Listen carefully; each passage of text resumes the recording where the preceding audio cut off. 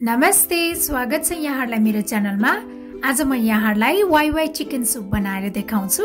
Wai Wai chicken soup बनाउनको लागि मैले कराई बसालिसकेको छु। अब यसमा थोरै तेल राख्ने। तेल तातिसकेको छ। अब यसमा मसिनो पारेर काटेको लसुन, अदुवा, प्याज, त्यस्तै हरियो खुर्सानी अनि मैले राखे मसिनो पारेर काटेको क्याप्सिकम। मैले चाहिँ रेड क्याप्सिकम युज गरेको छु। अब यो सबैलाई 1 मिनेटसम्म भुट्नु पर्छ। अब यसमा मसिनो पारेर काटेको चिकन पनि राख्ने। अब यसलाई एकछिन चलाउनु पर्छ।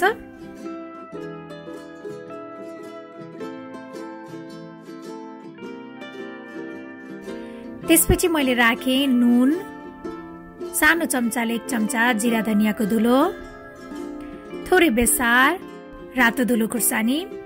त्यसपछि मैले राखे मसिनो पारेर काटेको टमाटर।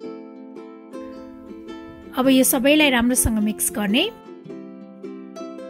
अब यसलाई कभर गरेर यो चिकन नपाकुन्जेल पकाउनु पर्छ।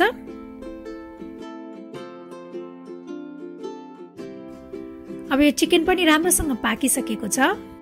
त्यसपछि मैले यसमा राखे 2 कप जति पानी। अब यो वाइवाई पनि राख्ने। मैले चाहिँ 2 प्याकेट वाइवाई लिएको छु।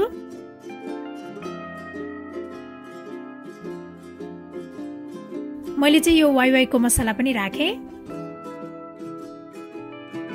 अब यो वाइवाईलाई पकाउनु पर्छ।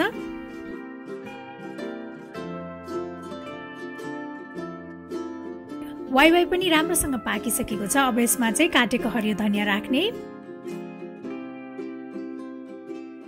अब हाम्रो यो वाइवाई चिकन सुप चाहिँ सर्भ गर्नको लागि रेडी भइसकेको छ।